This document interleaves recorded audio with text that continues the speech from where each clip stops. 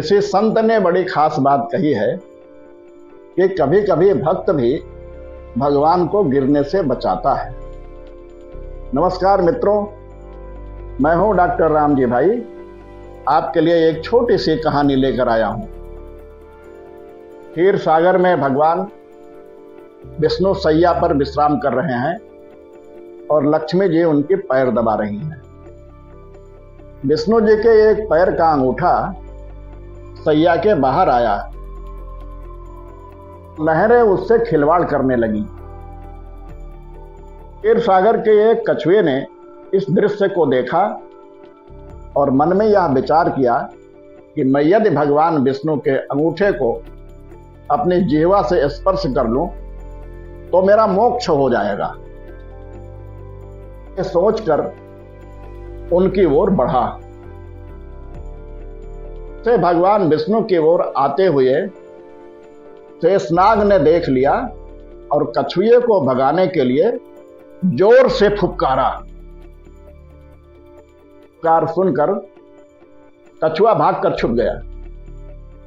कुछ समय पश्चात जब शेष जी का ध्यान हट गया तो उसने पुनः प्रयास किया।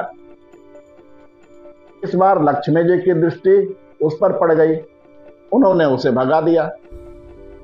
इस प्रकार उस कछुए ने अनेकों प्रयास किए, पर शेषनाग और लक्ष्मी माता के कारण उसे सफलता बिल्कुल नहीं मिली।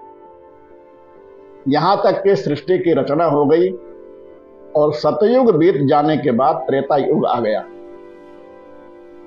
इस मध्य उस कछुए ने अनेक बार अनेक योनियों में जन्म लिया, पर प्रत्येक जन्म में भगवान के प्राप्ति का प्रयत्न करता रहा।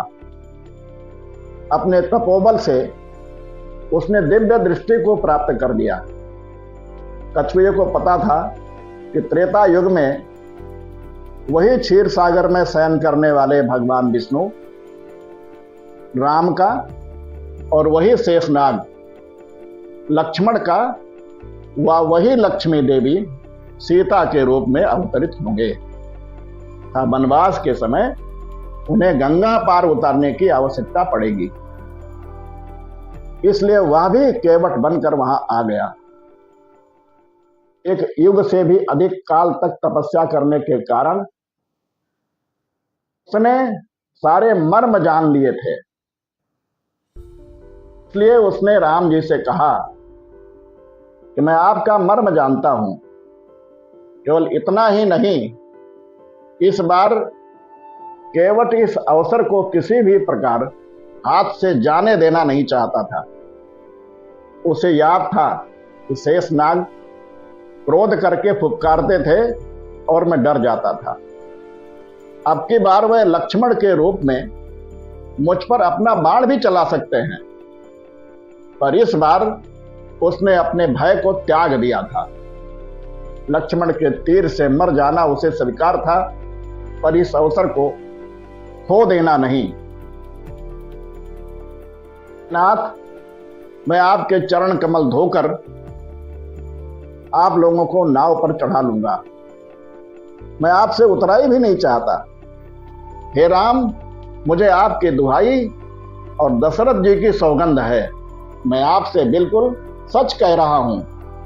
भले ही लक्ष्मण जी मुझे तीर मार दें, पर मैं जब तक आपके पैरों को पखार नहीं लूंगा तब तक पार नहीं उतारूंगा। केवट के प्रेम में लपेटे हुए अटपटे वचन को सुनकर करुणा के धाम श्री रामचंद्र जी जानकी और लक्ष्मण की ओर देखकर हंसे, जैसे वह उनसे पूछ रहे हैं, कहो अब क्या करूं? उस समय तो केवल अंगूठे को स्पर्श करना चाहता था और तुम लोग इसे भगा देते थे। अब तो ये दोनों पैर मांग रहा है। वह बहुत चतुर था। उसने अपने साथ ही साथ अपने परिवार और पितरों को भी मोक्ष प्रदान करवा दिया। केवल भगवान का एक पैर धोकर उसे निकालकर कठौती से बाहर रखता और जब दूसरा पैर धोने लगता तो पहला वाला पैर गीला हो जाने से जमीन पर रखने से धूल भरा हो जाता था। पर दूसरा पैर बाहर रखते हैं, फिर पहले वाले को धोते हैं, एक एक पैर को 7-7 बार धोते हैं।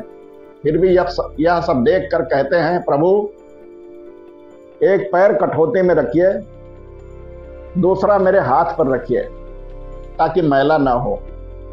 जब भगवान ऐसा ही करते हैं तो जरा सोचिए क्या स्थिति रही होगी यदि एक पैर कठौती में है और दूसरा केवट के हाथों में। भगवान दोनों पैरों से खड़े नहीं हो पाते, बोले केवट मैं गिर जाऊंगा। केवट बोला, चिंता क्यों करते हो भगवान, दोनों हाथों को मेरे सिर पर रखकर खड़े हो जाइए, फिर नहीं गिरेंगे। जैसे कोई छोटा बच्चा है, जब उसकी माँ उसे स्नान कराती है तो बच्चा माँ के सिर पर हाथ रखकर खड़ा हो जाता है। भगवान भी आज वैसे ही खड़े हैं। भगवान केवट से बोले, भैया केवट, मेरे अंदर का अभिमान आज टूट गया। केवट बोला, प्रभु ये क्या कह रहे हैं?